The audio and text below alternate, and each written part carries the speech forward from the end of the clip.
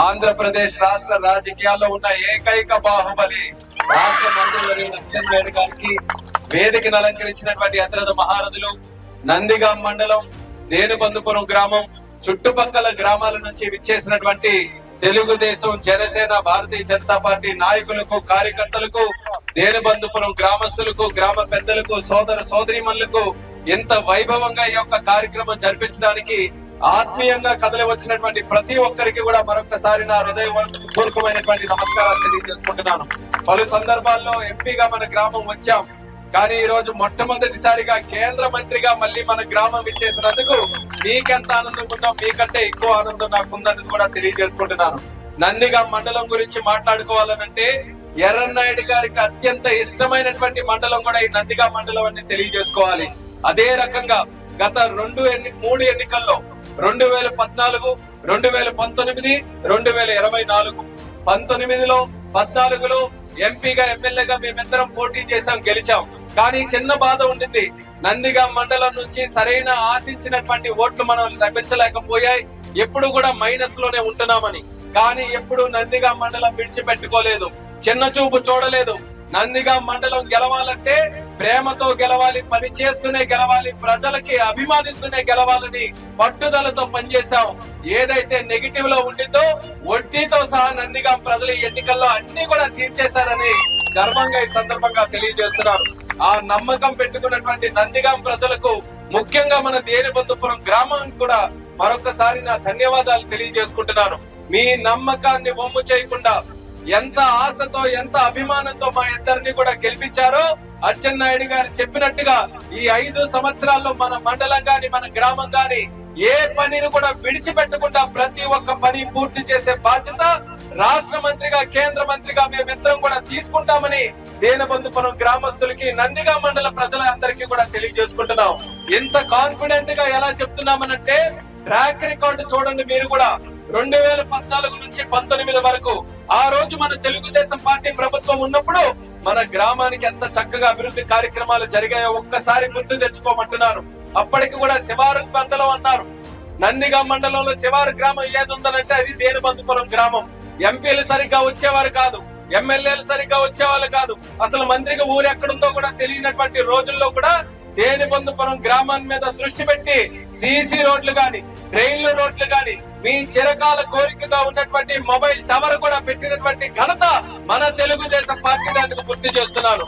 అలాగే ఎన్నో కార్యక్రమాలు మీరు ఎప్పుడు వచ్చినా సరే అత్యంత ప్రాధాన్యత ఇచ్చి ఆ రోజు కార్యక్రమాలు చేశాం.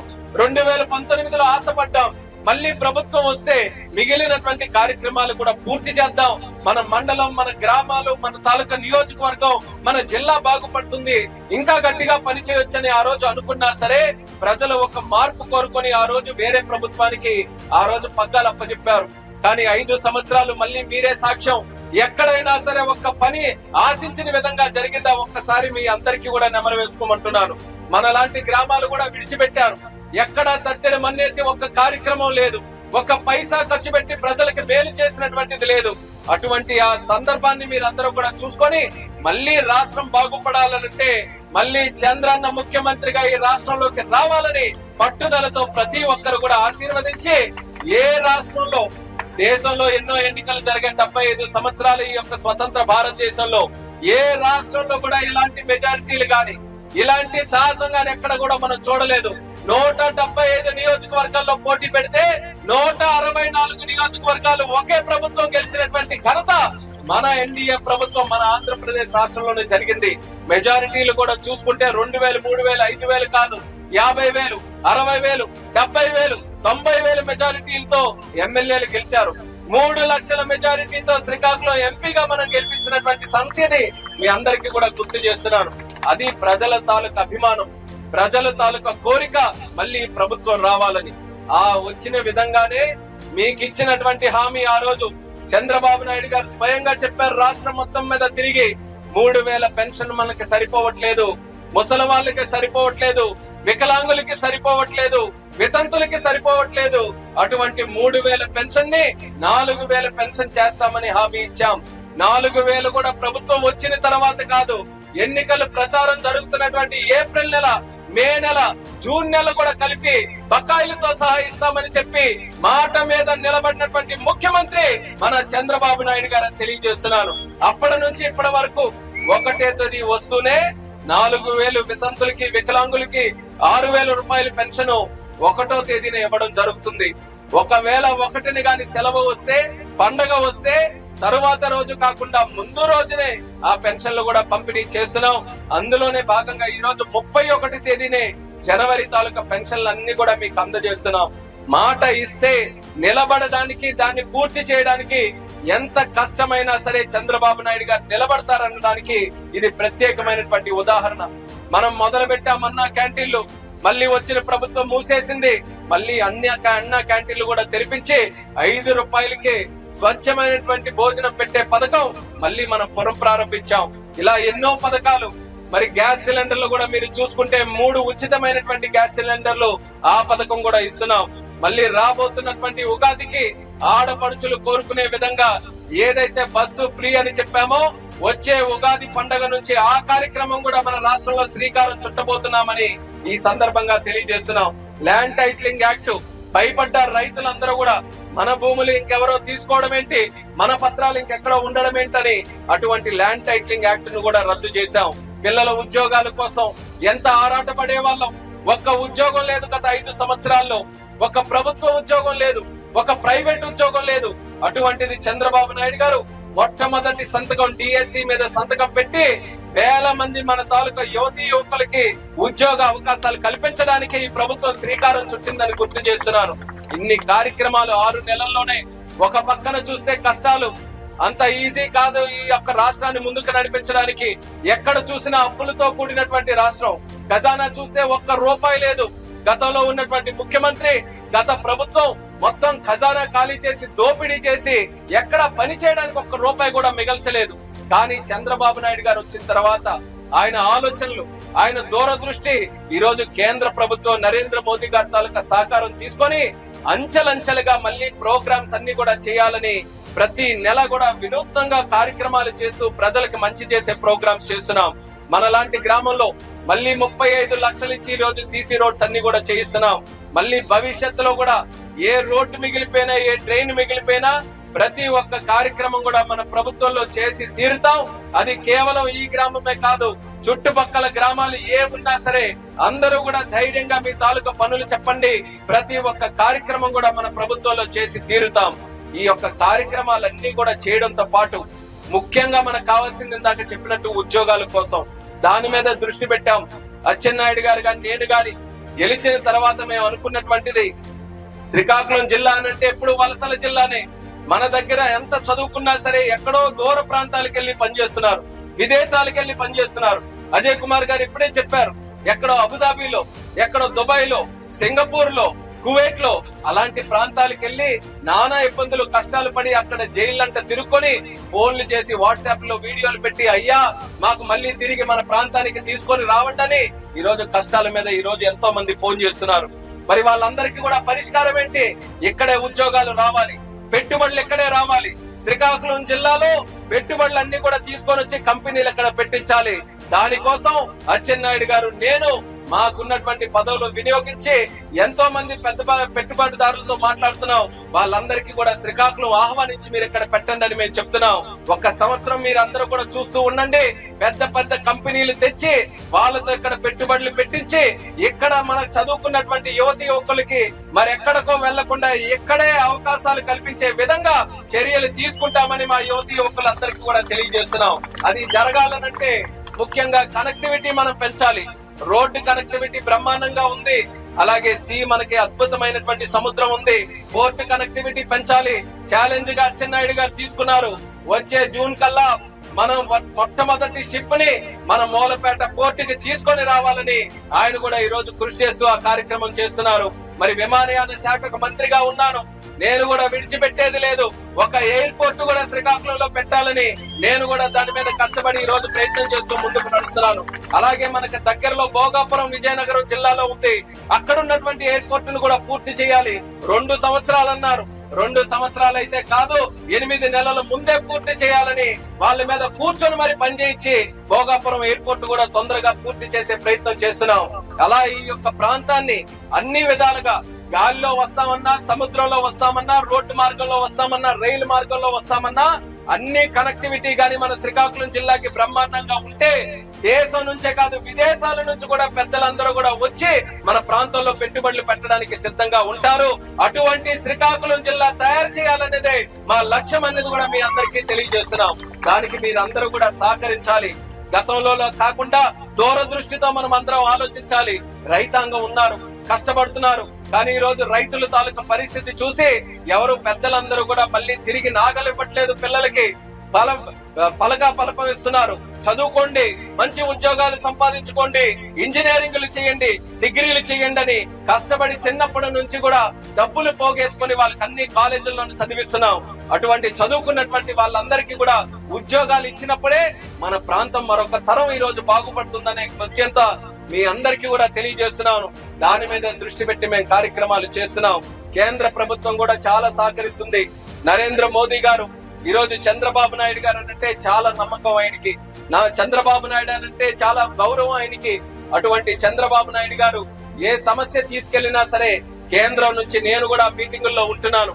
ఇద్దరు కూడా ఒక అన్నదమ్ముల్లాగా ఒకరు రాష్ట్రాన్ని నడిపించాలని, మరొకరు దేశాన్ని ముందుకు నడిపించాలని చంద్రబాబు నాయుడు గారు, నరేంద్ర మోదీ గారు మంచి ఆలోచనలతో వాళ్ళందరూ కూడా సహాయ సహకారాలు అందిస్తూ ముందుకు నడిపిస్తున్నారు. అందులో ఏది రాష్ట్రానికి జరిగినా, దేశంలో ఏది జరిగినా అత్యధికంగా మన శ్రీకాకుళం జిల్లా అభివృద్ధి చెందే విధంగా కేంద్ర మంత్రిగా ఒక అవకాశం వచ్చింది కాబట్టి దాన్ని ఖచ్చితంగా వినియోగించుకొని మన జిల్లాని పూర్తి శాతం అభివృద్ధి చేయడానికి ఎప్పుడూ కూడా నేను ప్రజల మనిషిగా ఉంటానని ఈ సందర్భంగా మీ అందరికీ కూడా తెలియజేసుకుంటూ, ఆ రోజుల్లో ఎర్రన్నాయుడు గారు ఆ రోజు ఒక్క అవకాశం వస్తే బ్రహ్మాండంగా అభివృద్ధి చేశారు. మంచి పేరు ప్రఖ్యాతలు సంపాదించుకున్నారు. దేశంలోనే ఒక ఉన్నతమైనటువంటి వ్యక్తిగా ఎర్రన్నాయుడు గారు అంటే ఈ రోజుకి కూడా ఎంతో మంది ముఖ్యమంత్రులు, ఎంతో మంది పెద్దలందరూ కూడా నాయకుడు అంటే అలా ఉండాలని ఈ రోజు కూడా మెచ్చుకుంటున్నారనంటే ఒక ఆదర్శమైనటువంటి రాజకీయ నాయకుడు లాగా పనిచేశారు. అటువంటి వ్యక్తికి వారసుల్లా అచ్చెన్నాయుడు గారికి నాకు ఈ రోజు అవకాశం వచ్చిందనంటే పైనున్నటువంటి స్వర్గీయ కింజరాపు ఎర్రన్నాయుడు గారి తాలూకు ఆశీస్సులు, మా ముందున్నటువంటి ప్రజలు మీ అందరి తాలూకు ఆశీస్సుల వల్లే అది మేము ఎప్పుడు కూడా మర్చిపోమని మీకు తెలియజేస్తూ, నిరంతరం మీకు మంచి చేయడానికి అది ఎంత కష్టమైనటువంటి పని అయినా సరే ఆ సమస్యను పరిష్కరించడానికి మా వంతు శక్తి వంచన లేకుండా కృషి చేస్తూ ఈ యొక్క రాష్ట్రాన్ని అభివృద్ధి చేయడంలో, మన జిల్లాని అభివృద్ధి చేయడంలో, ప్రగతి పదంలో నడిపించడంలో మేము ఎల్లప్పుడూ కూడా ముందుంటామని తెలియజేసుకుంటున్నాను. దేనబంధుపురం గ్రామం ఇప్పుడే మీరు అందరికీ కూడా నిత్యం కూడా మీరు చూస్తున్నారు. మేము ఎప్పుడో ఒకసారి వస్తున్నాం. ఆ ఒక్కసారి వచ్చినప్పుడే ఆ ఇబ్బంది మేము చూస్తున్నాం. ఏంటది? రోడ్డు తాలూకా ఇబ్బంది. అసలు నేరుగా వస్తే 500 మీటర్లు ఈ రోజు చుట్టూ తిరిగి రావాల్సి వస్తుంది. కానీ అచ్చెన్నాయుడు గారు చెప్పినట్టు అది మీరందరూ కూడా చాలా క్షుణ్ణంగా ఆలోచించాలి. ఆ ఒక్క దగ్గర మాత్రం మీరు మనసు పెట్టి ప్రతి ఒక్కరు కూడా సహకరిస్తే తరతరాలు కూడా గుర్తు పెట్టుకుంటాయి. మంచి చేసే పని ఏ ఒక్కరు కూడా మర్చిపోరు. అది ప్రతి ఒక్కరు కూడా మీరు అందరూ కూడా ఆలోచించండి. ఈ రోజు దిమ్మిడిజాల గ్రామం గాని, దేనబంధుపురం గ్రామం గాని మీరు ఆ మంచి పని కోసం రైతులందరూ కూడా సహకరించి ఈ రోజు ముందుకు వస్తే 20, 30, 40 సంవత్సరాల తర్వాత కూడా ఫలానా వ్యక్తులు ఆ రోజు మన కోసం ఆలోచించి ఆ మంచి పని చేశారా, శభాష్ అని అప్పటి వరకు కూడా అనుకుంటారు. కాబట్టి ఎవ్వరూ కూడా ఆ యొక్క పని స్వార్థంగా కాకుండా గ్రామాల గురించి, భావితరాల గురించి ఆలోచించి ఒక మంచి ముందడుగు వేయమని కూడా మీ అందరికీ కూడా కోరుకుంటున్నాను. నిధులు తెచ్చే బాధ్యత మాది, అభివృద్ధి చేసే బాధ్యత మాది. కానీ సహకరించడంలో మాత్రం మీరు మంచి మనస్సు మీరందరూ కూడా ఆలోచించండి. మన నియోజకవర్గంలోనే ఎన్నో ఉదాహరణలు ఉన్నాయి. చిన్న చిన్న సన్నమైనటువంటి రోడ్లు అచ్చెన్నాయుడు గారు పట్టుబట్టారు. అప్పుడు అయ్యా దూరదృష్టితో ఆలోచించండి. ఒక కోట బొమ్మాలి గాని, సంత బొమ్మాలి గాని, నిమ్మాడు గాని, టెక్కలి గాని, నందిగామ రోడ్డు గాని అన్ని కూడా ఎలా ఉండేవి. కానీ అచ్చెన్నాయుడు గారు మంత్రిగా ఉన్నప్పుడు మన నియోజకవర్గం రూపురేఖలు మారాలనంటే రోడ్డులు వెడల్పు కావాలి, రాకరపోకలకి బాగుండాలి, బస్సులు బ్రహ్మాండంగా తిరగాలని ఆ రోజు అన్ని అభివృద్ధి చేస్తే ఈ రోజు బ్రహ్మాండంగా డెవలప్ అయినాయి ఆ విలేజెస్ అన్ని కూడా. అలాగే మన తాలూకా ప్రాంతం గిరిజన ప్రాంతం ఉంది. పేదవాళ్ళు ఉన్నారు, అలాగే కూలి పనులు చేసే వాళ్ళు ఉన్నారు, రైతులు ఉన్నారు. వాళ్ళ జీవితాలు బాగుండాలంటే రోడ్డు మాత్రం ఖచ్చితంగా మనం చేసి తీరాలి. పెద్ద రోడ్డు చేసుకోవాలి. అది తామరాపల్లి జంక్షన్ నుంచి ఇక్కడ తూముకొండ వరకు జరగాలి. అది ఖచ్చితంగా చేయడానికి మేము అందరం కూడా సిద్ధంగా ఉన్నాం. ఈ దారి పొడవునా ఉన్నటువంటి గ్రామాలు మీరు కూడా ఒక సంకల్పంతో ముందుకు వస్తే మీ తాలూకా సహకారాన్ని వమ్ము చేయకుండా మీరు కూడా మంచి పని జరిగిందని అనుకో విధంగా మేము కార్యక్రమాలు చేస్తామని తెలియజేసుకుంటున్నాం. ఇంకొక ముఖ్యమైనటువంటిది మన ఇంటింటికి కొలాయి కార్యక్రమం. ఆ రోజు ఎన్నికల్లో కూడా చంద్రబాబు నాయుడు గారు మా అందరికీ చెప్పారు, మీరు ఎక్కడ ఓట్ల కోసం వెళ్ళినా సరే ఖచ్చితంగా చెప్పండి, ప్రతి ఇంటికి కూడా మన ఎన్డీఏ ప్రభుత్వం వచ్చిన తర్వాత ఇంటింటికి కూడా కొలాయి వేసి మంచి త్రాగునీరు కూడా వాళ్ళ ఇంటికి ఇద్దామని ఆ మాట మీద నిలబడి ఉన్నాం. అది కొంత డబ్బు ఎక్కువతో కూడిన పనే అయినా సరే ప్రజలకి మాట ఇచ్చామంటే అది చేసి తీరాలని అక్కడక్కడ నుంచి కూడా డబ్బులు పోగేసి ఆ యొక్క ఇంటింటికి కొలాయి కార్యక్రమం కూడా చేయడానికి ముందుకు వెళ్తున్నాం. ముందుగా మన శ్రీకాకుళం జిల్లాలో టెక్కల్లోనే పూర్తిగా చేయాలన్న ఆలోచనతో అచ్చెన్నాయుడు గారు ఒక కార్యక్రమానికి కూడా రూపకల్పన చేశారు. కేంద్రం తాలూకా సహకారం తీసుకొని వీలైనంత త్వరగా అది గ్రౌండ్ అయ్యే విధంగా నేను కూడా దానికి సహకరిస్తానని సందర్భంగా తెలియజేస్తున్నాను. ప్రజల సంక్షేమం, ప్రజల అభివృద్ధి, ప్రజల భవిష్యత్తు, ప్రజల బాగోకులు ఇవే స్తంభాలుగా చూసుకొని రాజకీయాలు ఈ రోజు చేస్తున్నాం. ఎర్రన్నాయుడు గారు నేర్పించినటువంటి రాజకీయం అది. ఈ రోజు చూడండి, మీరు కూడా ఒకే కుటుంబంలో ఒక రాష్ట్ర మంత్రి, కేంద్ర మంత్రి ఉన్నారు. ఎవరైనా ఎదురు తిరిగితే ఇంకేదైనా చేయగలరా? ఎవరైనా సరే ఎక్కడ కాదు, ఢిల్లీ వరకు కూడా ఎవరైనా చేయగలరా? కానీ 6 నెలలు అవుతుంది, పల్లెత్తి మాట ఏ ఒక్కరికి కూడా అనలేదు. చాలా మంది ఎన్నో కూస్తూ ఉన్నారు, మీరు కూడా చూశారు. ఇప్పుడే యూట్యూబ్ లో ఓపెన్ చేస్తే ఎన్నెన్ని మాటలు వస్తాయో, ఎవరు ఎన్నెన్ని కోతలకు వస్తున్నారు అందరూ కూడా తెలుసు. కానీ మా ఎవరికి కూడా కక్షలు గాని పగలు గాని ఎవరికో ఏదో చేసేయాలి, ఎవరి మీద కేసులు పెట్టేయాలన్న ఆలోచన మాకు ఎప్పుడు కూడా అచ్చెన్నాయుడు గారికి కానీ నాకు కానీ ఎప్పుడు కూడా ఉండదు. తెల్లవారు లేచి రాత్రి వరకు ఫలానా వ్యక్తి వచ్చాడు, ఒక పని మీద వచ్చాడు, అది ఏ రకంగా చేస్తే ఆ పని అయిపోతుంది, వాళ్ళ అభిమానం ఎలా సంపాదించుకుందాం, వాళ్ళ గుండెల్లో కాస్త చోటు ఎలా సంపాదించుకుందాం అన్న ఆలోచనే పొద్దున్నే లేస్తాయి తప్ప ఏ ఒక్కరి మీద పగ సాధించుకునేటటువంటి వ్యక్తిత్వం అది ఎప్పుడు కూడా కాదు. ఆ రకంగా కార్యకర్తలు కూడా మంచి చేయడానికి మీరందరికీ కూడా రండి. కానీ ఎవరైనా అడ్డదారుల్లో తప్పు చేసిన వాళ్ళు ఉంటే మాత్రం దానికి చట్టం మాత్రం వాళ్ళకి విడిచిపెట్టదు. అది ఒక్కటి మాత్రం మీరు గుర్తుపెట్టుకోండి. దాని మీద మనం తిరుగుబాటు చేయక్కర్లా, చట్టం తన పని తను చేసుకుంటూ వెళ్తుంది. కాబట్టి నమ్మకంతో కార్యకర్తలు కూడా పాజిటివ్ గా మీరందరూ కూడా ముందుకు వచ్చి కార్యక్రమాలు చేయండి. అంచెలంచెలుగా రాష్ట్రం ముందుకు వెళ్లే కొద్దీ ఆ బెనిఫిట్ అందరికి కూడా అందుతుంది. కార్యకర్తలు కూడా మంచి కార్యక్రమాలు చేసే అవకాశం కూడా భవిష్యత్తులో లభిస్తుంది. అందుకని ప్రతి ఒక్కరు కూడా మంచి సంకల్పంతో మీరందరూ కూడా ముందుకు వస్తారని తెలియజేసుకుంటూ ఈ రోజుతో 2024 ముగించుతున్నాం. 25లోకి అడుగు పెడుతున్నాం. సంక్రాంతి కూడా దగ్గరలోనే ఉంది. ప్రతి ఒక్కరికి కూడా నూతన సంవత్సరం మరియు సంక్రాంతి శుభాకాంక్షలు కూడా అందరికీ కూడా తెలియజేసుకుంటున్నాం. ఈ ఎన్డీఏ ప్రభుత్వం వచ్చిన నుంచి సంక్రాంతి వరకు కాదు, ప్రతి రోజు ప్రతి నెల కూడా పండగలాగే మారింది. 1వ తేదీ చూస్తున్నారు, ఇది ఒక పండగ, పెన్షన్ల పండగ. కానీ నిత్యం కూడా అందరూ కూడా ఎలక్షన్లు అయిపోయిన తర్వాత రిజల్ట్లు చూస్తే అందరూ కూడా సంతోషంగా బయటకు వచ్చారు. ఏదో అప్పుడు స్వాతంత్రం వచ్చినప్పుడు బ్రిటిష్ వాళ్ళు వదిలి వెళ్ళిపోతే భారతదేశంలో ఏ రకంగా పండగ జరుపుకున్నారో ఈ ప్రభుత్వం వెళ్ళిపోయిన తర్వాత అందరూ కూడా ఆ రకంగా పండగ జరుపుకున్నారు. ఎందుకనంటే స్వాతంత్రం లేకుండా చేశారు.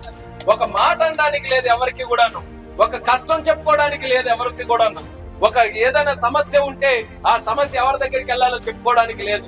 అందరికీ బాగా బిగిసిపోయినట్టుగా అందరు కూడా ఉండి ఎక్కడ సమాధానం చెప్పాలో బూత్ దగ్గరికి వెళ్ళి ప్రతి ఒక్కరు కూడా గట్టిగా సమాధానం చెప్పారు. అందరూ కూడా ఈ రోజు ముందుకు వచ్చి ఆనందంగా ఈ రోజు ఈ ప్రభుత్వంలో ముందుకు నడుస్తున్నారు. ఏ సమస్యలు ఉన్నా సరే మా దగ్గరికి రండి, ఎప్పుడు కూడా అందుబాటులో ఉంటాం. అందరూ కూడా అందుబాటులో ఉంటాం. ఏ సమస్య ఉన్నా మా దగ్గరికి తెస్తే మీ సమస్య మా సమస్యగా చేసుకొని మేము పనిచేస్తామని మరొకసారి మీ అందరికీ కూడా తెలియజేసుకుంటూ ఈ రోజు దేనబంధుపురం గ్రామంలో ఇంత చక్కనైన వాతావరణంలో ఈ కార్యక్రమం జరగడం చాలా శుభసూచకం. అది కూడా కొత్త సంవత్సరంలో అడుగు పెడుతున్నటువంటి సందర్భంలో ఇంత మంచి కార్యక్రమం జరిగింది. రాబోతున్నటువంటి సంవత్సరం మన తాలూకా రాష్ట్రానికి అలాగే మన జిల్లాకి, ముఖ్యంగా మన తాలూకా టెక్కలి నియోజకవర్గం నందిగాం మండలానికి, ఇక్కడ ఉన్నటువంటి రైతాంగానికి, మన యువతి యువకులకి అందరికీ కూడా మంచి జరిగేటటువంటి సంవత్సరంగా ఉండాలి. అందరూ కోరుకున్నటువంటి కార్యక్రమాలు జరగాలి. మనకి చక్కనైనటువంటి వర్షాలు పడి మనకి మంచి వ్యవసాయం కూడా బాగా జరిగి